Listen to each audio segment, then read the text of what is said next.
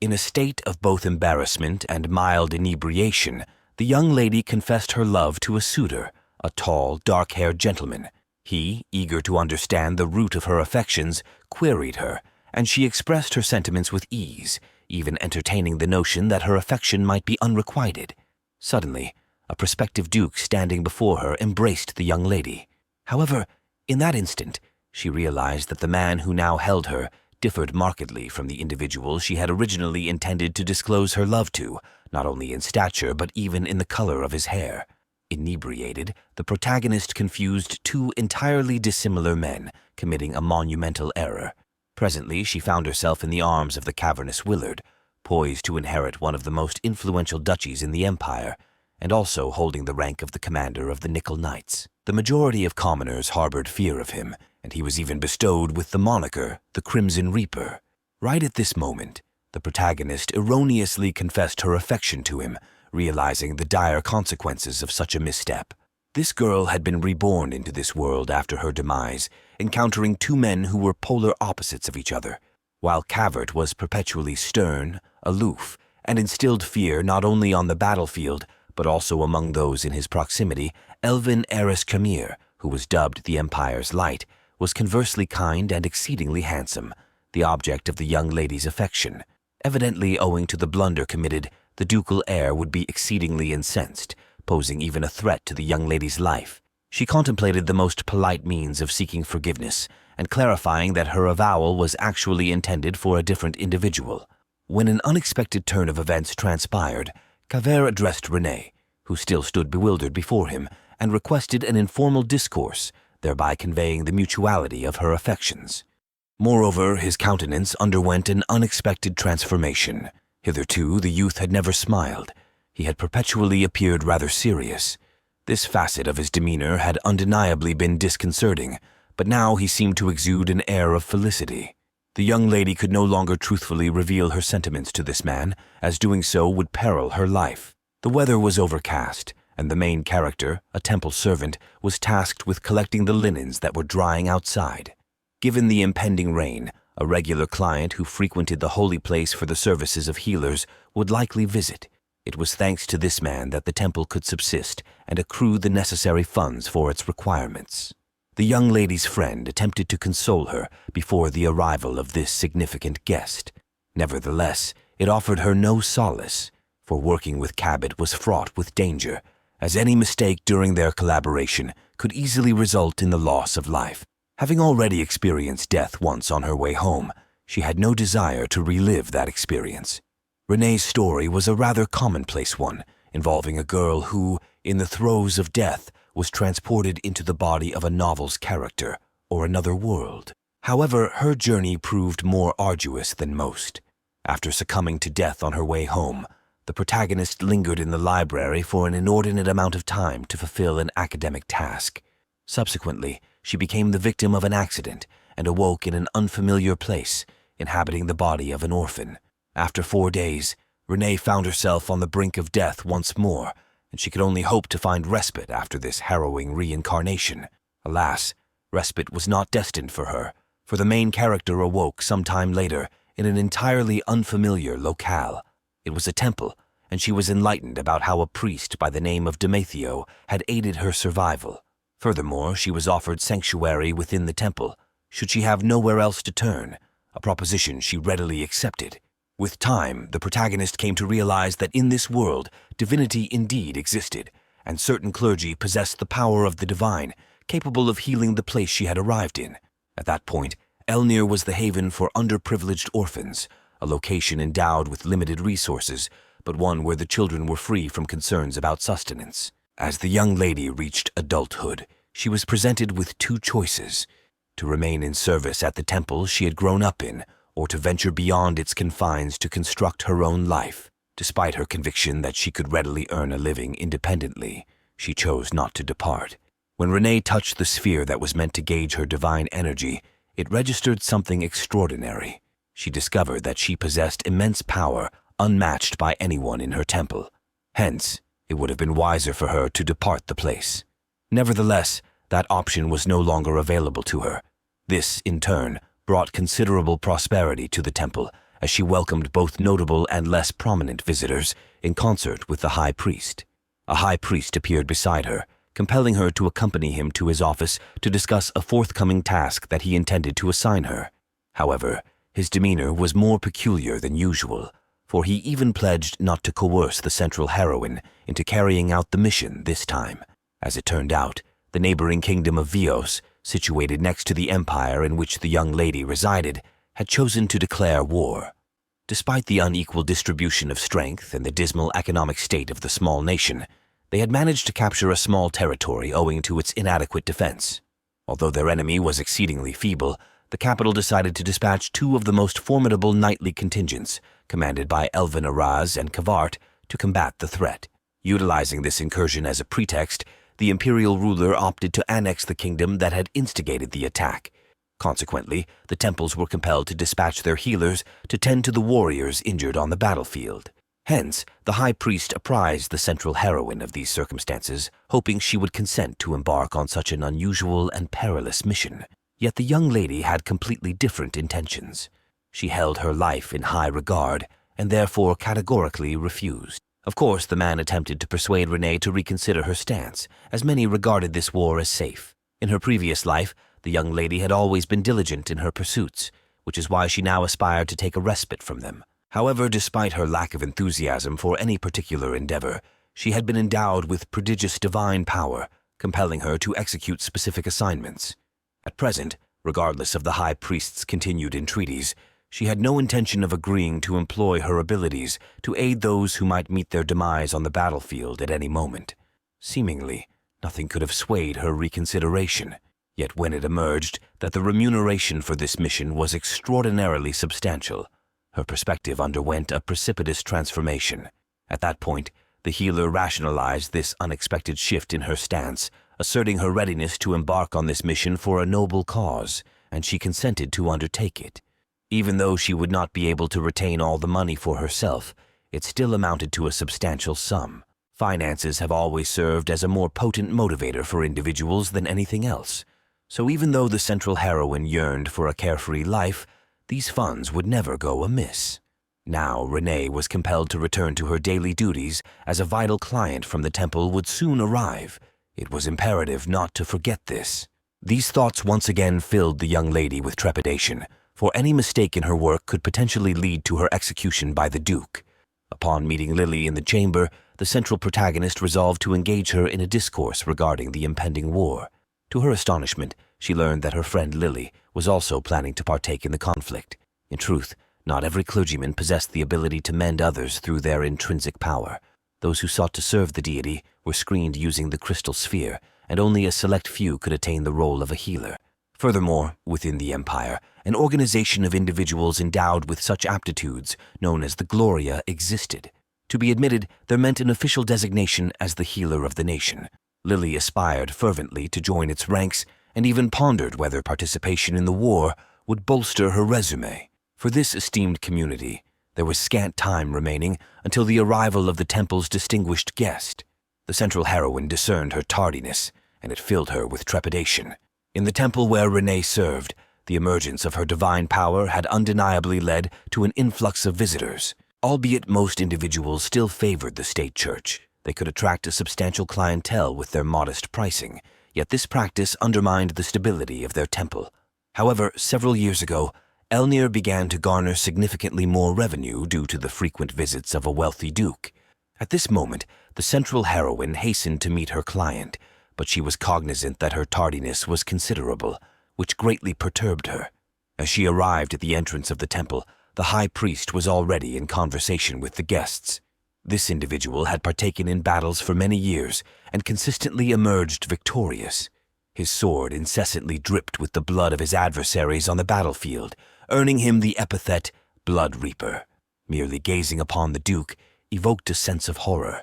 Thus, Renesha did not immediately summon the courage to approach him, as she feared the reprisal that could result from her recognition. It was revealed that this stern man would often visit the temple solely to seek repose. The resting chamber for the esteemed guest was situated at the very end of the corridor, where the central heroine led him. Once again, commander of the Nickel Knights, Cavert was renowned as one of the preeminent swordmasters in the entire empire. However, few were privy to the fact that this man was exceptionally sensitive to sounds.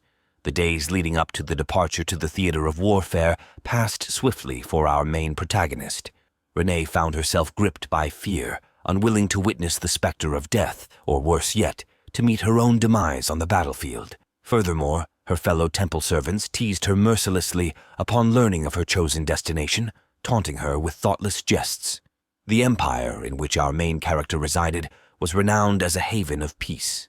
Despite the perpetual wars that raged beyond its borders, Elvinoras and Kavar in particular frequently engaged in battle, achieving resounding victories and bringing countless accolades to their homeland. However, the people's perception of them was markedly disparate. The paladin commander received high praise, whereas those who followed the banners of the Nickel Knights held an intense threat of their leader. Partially, this discrepancy in attitudes arose from the gruesome murders of the Duke's heir and his brother, who were found slain under inexplicable circumstances. This brutality shocked the Empire's populace, yet investigations were never carried out.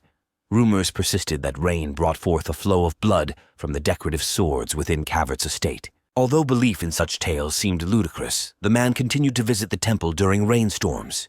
Sitting within the carriage alongside her friend, the healer found herself perplexed by Lily's unwavering composure in the face of impending war.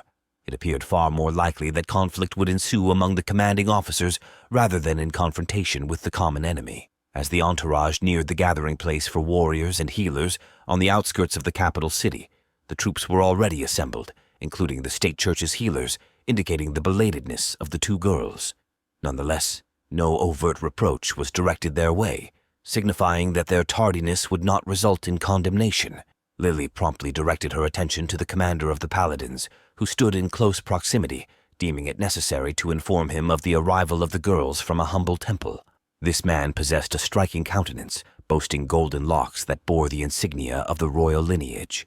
To Renee, Elvinurus appeared as the most beautiful soul she had encountered in this realm, rivaling only the Duke in terms of strength, a stark contrast to the latter's character. The enchanting warrior warmly greeted the arriving girls, having heard of the main character's reputation as the most powerful healer in her temple.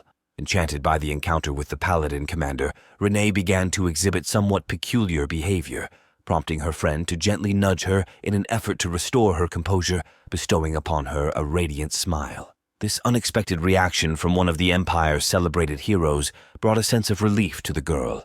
The young man proceeded to describe the plan of action to the two healers. It was essential to reach the borders and fortify their positions before launching any offensive into enemy-held territories. The conversation triggered a sudden realization within our protagonist, who became acutely aware of the peril faced by those around her, particularly if she were to make an error in her healing endeavors. Despite appearances, the rest of the participants seemed remarkably composed, in stark contrast to Renee, who appeared distinctly fearful. Nevertheless, the commander assured her that his unit would defend the temple servants at all costs. In that moment, Renee resolved to draw closer to the more amiable of the two heroes, thereby increasing her chances of survival. As the group set forth on their journey, the young lady attempted to soothe her apprehensions, briefly entertaining the notion that the journey might yet prove enjoyable. However, mere hours into the venture, she recognized the path as a grueling one. Their route led them through mountainous terrain with several peaks to conquer. Progress became increasingly arduous, and the yearning for home crept into her thoughts. During a respite in their tent, the main character observed the state church's healers, who seemed hardier and more enduring. Renee gazed into the distance at the mountains she would soon ascend and grappled with the daunting prospect that lay before her. At that moment, the returning warriors abruptly required the aid of the healers. As the number of wounded exceeded expectations, it emerged that the squad led by the paladin commander had been ambushed by the enemy, signifying that the Nickel Knights had managed to elude their adversaries and likely returned with promising tidings. The head of the state church's priests expressed an intention to assist the gravely wounded soldier. However, Elvener has issued a directive for Renee to undertake this task. While the young lady might have preferred to remain uninvolved, another healer genuinely desired to save the injured soldier. Nevertheless, the man's decision remained resolute.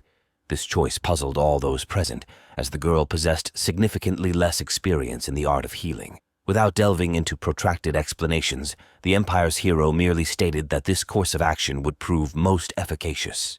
Despite the discontent of those around her, the main protagonist refrained from challenging the decision and executed her assigned duties with commendable proficiency.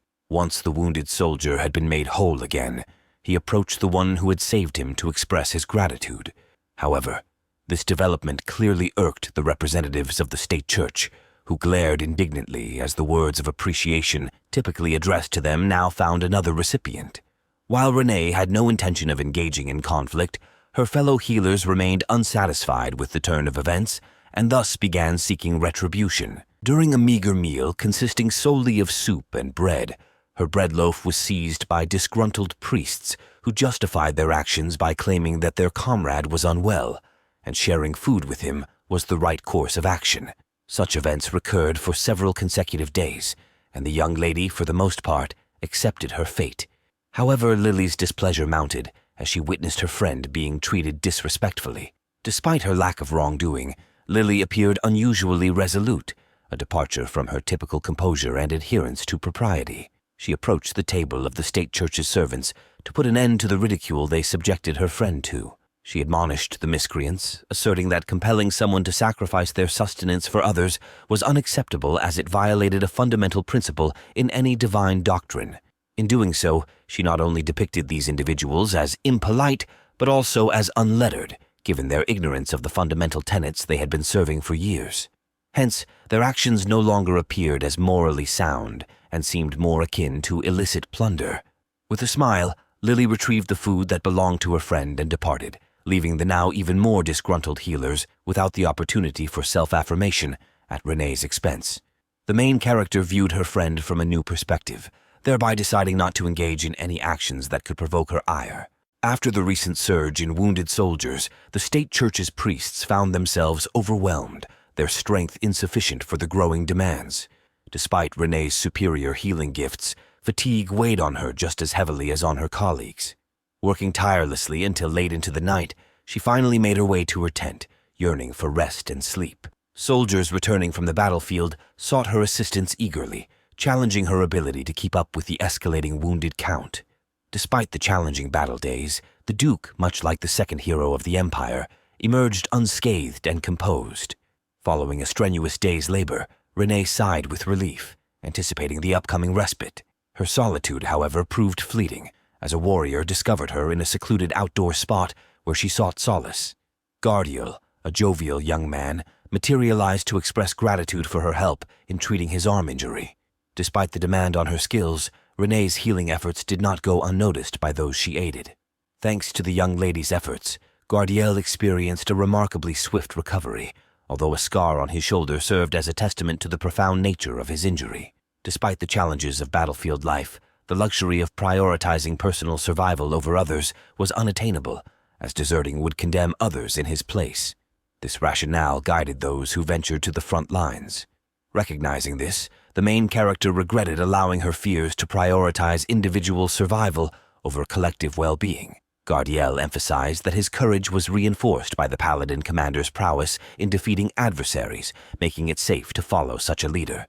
Injecting humor into the conversation, Gardiel alluded to mentions Elvin Oraz had made about her, revealing that the commander had pointed out her location. From the warrior, she also learned that she had been bestowed the title of God's Envoy by the captain of the Paladins. Despite the grandiose designation, Renee felt uneasy about the title, and only in solitude did she contemplate the significance of being pronounced God's Envoy by one of the Empire's two heroes. She yearned for an opportunity to be closer to him, even if just once. But such a chance was not easily attainable. If the Paladin commander were to sustain an injury, she could then realize her wish. In reality, the healer had no desire for any harm to befall Elvin Oraz, so she swiftly brushed aside these disquieting thoughts. While it was highly improbable that any of their adversaries could rival this man's strength, she still grappled with guilt over her inner musings. In any case, it was time for the young woman to return to the duties she had been tending to for hours, casting aside the awkward thoughts. However, soon the camp became frenetic with preparations as a reconnaissance group returned from a mission, this time with only 2 casualties. For Renee, this mission held a unique aspect. As soon as Elvin Oraz returned, he summoned the young lady to his tent. When the man turned away, Renee glimpsed bloodstains on his cloak, leading her to conclude that the Empire's hero had been wounded. Now she recollected her yearning to be closer to the Paladin commander and realized that her aspiration could only be realized in the event of his injury. Self-reproach consumed her, for she had never envisioned such a situation. Her divine powers were not meant to work in such a fashion. Before entering the commander's tent, Renee resolved to regain her composure. It appeared his wound was quite serious, given the considerable amount of blood staining his attire. Upon stepping into the hero's quarters, the young lady hoped that her anxiety was unfounded. Yet the sight of a profusion of blood on various pieces of his clothing compelled her to apologize profusely. To the captain of the Paladins, however, she could not lucidly articulate her remorse. With a gentle touch to the healer's hand, he implored her to calm herself. In that moment, Renee found herself regarding this man with awe, for she could not have been more discomposed in such circumstances.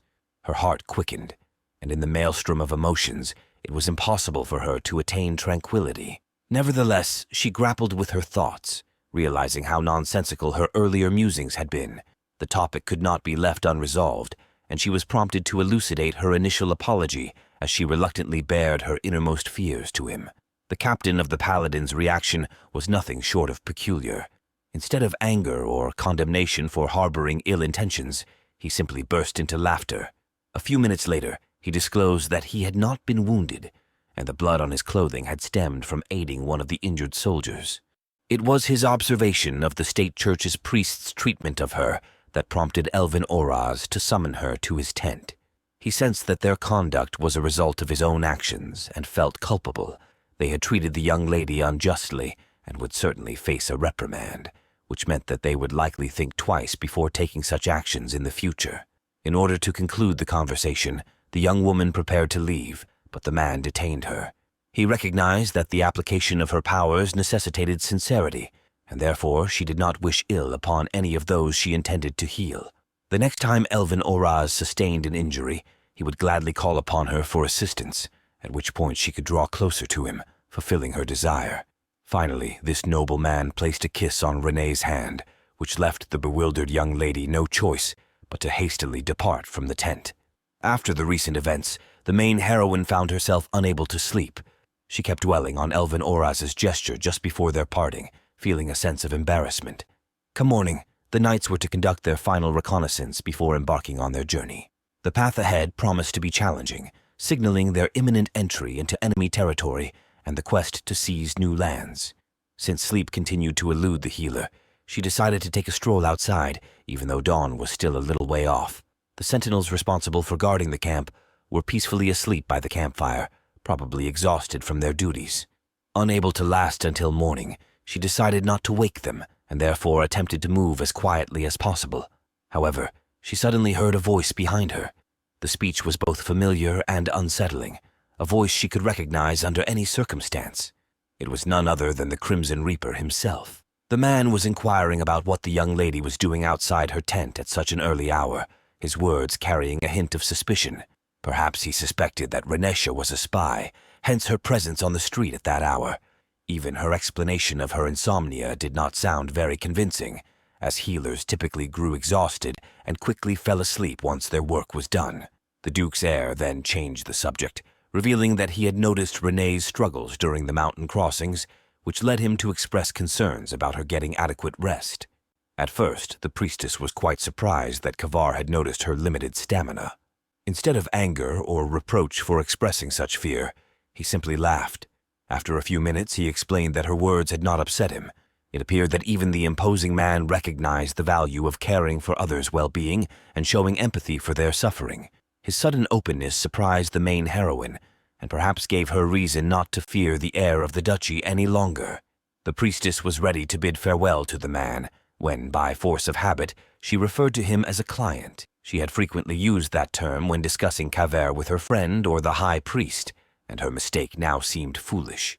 In her attempt to correct herself, she referred to him as a duke, which further infuriated him, a sentiment he no longer concealed. Renee's inability to address Kaver correctly and respectfully had unintentionally confirmed rumors suggesting that he was responsible for his brother's death in order to obtain his desired status. The situation was complex and bewildering for the young healer, and her failure to understand proper forms of address had only exacerbated it. Left with no other option, the priestess politely bid her adieu and retreated from the conversation, eager to put an end to this discomforting exchange. Left alone in the midst of the forest not far from the camp, Renee contemplated the events once more and decided that, to avoid any further confusion, she would refer to the man in her thoughts only by his first name. The following morning, Lily attempted to awaken her friend as they were soon to embark on their journey. Unexpectedly, the commander of the paladins approached her, flashing a smile once again and inquiring about her well-being. Though it was quite evident that he was teasing her about last night's incident, she nonetheless surmised that he would be better off not risking himself and delegating reconnaissance to other soldiers. But he still chose to lead a small group himself to expedite the process. Moreover, he shared pleasant news with the main heroine. After crossing a high mountain, they would reach a villa where everyone could enjoy some much-needed rest and a delicious dinner. Elvinora's offered to have dinner together once they arrived at their destination. The time had come to proceed, and of course the path remained quite arduous for the temple servant. Despite the extended journey on foot, she had failed to adapt and grow any more resilient. However, this time, as she attempted to ascend the mountain at a snail's pace, Captain Nycleve and his entire unit watched her from behind. For now, they were the ones trailing behind the group. She felt a sense of shame that she was impeding the others and forcing them to witness this pitiful spectacle. Even during the brief respite, she could barely remain on her feet, leaning against a tree to prevent herself from falling. Without a better solution, she proposed to Cavert that they allow the knights to move ahead, as Renee was significantly impeding their progress. At the very rear of the formation were a group of mercenaries consisting of just a few individuals. The healer could easily have joined them without inconveniencing anyone, for these individuals were also quite weary, and they would have been content if she kept pace with them. Besides, she was already acquainted with them. Unexpectedly, one of those very mercenaries was struck by an arrow, and the jovial youth who had been speaking with the priestess and his friends fell to the ground. Immediately, an enemy attack had begun, and no one could have foreseen an ambush on the group's well-scouted path. An arrow had flown perilously close and embedded itself in a tree next to Renee. The situation was undeniably harrowing for the temple servant, who had grown increasingly distraught. Unexpectedly, her vision was obscured by someone's hand, a gesture that appeared as a saving grace to her, for the main heroine wished to be spared from witnessing this horrific scene. Fortunately, even in this trying moment, the young lady was able to recognize the person whose palm was resting on her face. Cavert instructed the priestess to calm herself and to run in the direction he had indicated. Renesha sprinted away. She was so terror-stricken that she genuinely wanted to escape from that dreadful place. Not even hearing the clash of swords and battle cries, a person emerged to greet her. Thankfully, it was her friend Lily, who appeared rather agitated upon seeing her in such a distressing state. In fact, her friend was even inclined to heal the priestess, who seemed on the verge of losing consciousness. However, Renesha forbade her from doing so, for she did not wish other healers to expend their energies needlessly. By the time the main heroine finally regained her composure, she found herself surrounded by numerous paladins. She had once aided them, and now they were making every effort to assist her. As she contemplated these events, her tea had already grown cold in her hands, and Elvinora's appeared beside her. In the present moment, one of the Empire's two heroes stood before an unassuming young lady, genuflecting before her in a rather uncommon situation. Naturally, Renee was greatly surprised by the gentleman's comportment and surmised that it had to do with her injuries, which may be more serious than they initially appeared. Suddenly, he touched the healer's face and sought to reassure her. Undoubtedly, she had been terribly frightened during the unexpected attack. However, she was now safe. It was only now that she mustered the courage to recount how she had nearly perished from an arrow which had struck perilously close, and how she had been saved thanks to Cavert. All of a sudden, the Nyclave knights appeared alongside them. They had returned after the ambush, and almost all of them had survived. The first thing the healer did was run to their commander and express her gratitude for his rescue, even though he remained as aloof as ever. Naturally, there were a considerable number of wounded individuals following such a battle, yet only one mercenary had perished, the same one who had been struck by the arrow. Cavert was quite astonished that none of the temple priests had tended to the main heroine's wounds up to this point. She attempted to explain that she did not want to receive help that was far more needed by other wounded individuals. The Crimson Reaper then added Renee to the list of the injured along with everyone else. Lily was, of course, the one who would perform the healing, but the entire situation had overwhelmed Renee to the point where she felt a strong urge to cry. In the end, all of the wounded were saved, and the sole casualty of the ambush was the mercenary. Everyone was deeply saddened by the loss of their comrade, yet afterwards they discovered a modest wine cellar at the villa and decided to distract themselves from their sorrows with alcohol. However, even when evening fell and a sumptuous table was set with various dishes and the same wine, the main heroine remained melancholic. Lily couldn't fathom why her friend wasn't drinking at all, especially considering that in the past she had consumed a significantly greater quantity of alcoholic beverages in a short span of time. In truth, Renee had been absorbed in her thoughts throughout the entire evening, and the small celebration had done little to improve her mood. As a result, the healer decided to step away from the festivities for a brief stroll nearby. The stillness of the nocturnal forest provided some solace to the healer, and she hoped to finally dispel the troubling thoughts. However, it turned out that even there, she was not allowed to remain alone with her thoughts. The paladin captain appeared by her side, coming to admire the exquisite scenery and the moon alongside the temple servant, although she had initially retreated there for entirely different reasons. In any case, with this man's presence, the young woman came to realize that there was indeed a magnificent view all around. Only after some time, Elven Urs decided to break the silence and inquired if Renee's gloomy mood was due to the food that did not appeal to her taste. After receiving a negative response, the captain proceeded to list one reason after another, attempting to discern the true cause behind the healer's departure from the festivities and her desire for solitude in the woods. Suddenly, the temple priestess resolved to make a confession to someone who was seemingly a complete stranger to her. She revealed her wish to return to the temple as soon as possible, where she led a tranquil life. Of course, she had consciously joined the war and had no intention of simply fleeing like a coward. However, if she stayed in this place for too long, her psyche might seriously suffer. It was then that Elven Urs promised the main heroine that he would do everything within his power to expedite the conclusion of this military conflict, allowing all of them to return home and continue their regular lives. This gesture appeared exceedingly kind on his part, and cast him in the light of a knight who makes a vow to a lady, undoubtedly brightening the young woman's spirits. It was time for them to return to the celebration, as the following morning they would face another arduous climb up the mountain. Suddenly, Renee speculated that Elven Urs was comforting her and attempting to improve her mood solely to enhance her healing abilities. Naturally, this caused the radiant smile of the knight to dim. It seemed that she was correct. She could understand this, for she remembered how during a conversation in the tent, while it was not entirely pleasant, Renee could not condemn him for trying to assist her, even if he had his own reasons for doing so. However, Elven Oraz's countenance increasingly changed, and it appeared that the words of the main heroine were affecting him. Although he had deceived the young woman, his assistance and even his simple smile could not leave her indifferent to this situation. Renee applied a quote from a well-known figure, stating that people should be treated as an end, not as a means to an end. She added that one should not get angry, even if they are only seen as a means by another. The paladin commander pondered over these words, while the main heroine openly scrutinized his face, which undoubtedly stirred bewilderment.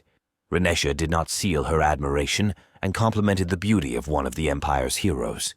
Then he employed her own words against her, since if the healer felt better by looking at his appearance, it meant she was using him as a means. Furthermore, Elvenuraz unexpectedly suggested that the temple servant address him by his first name, which only served to heighten her confusion. If you enjoyed today's content and want to stay updated on the latest and greatest in the world of anime and manhwa, don't forget to hit that subscribe button below.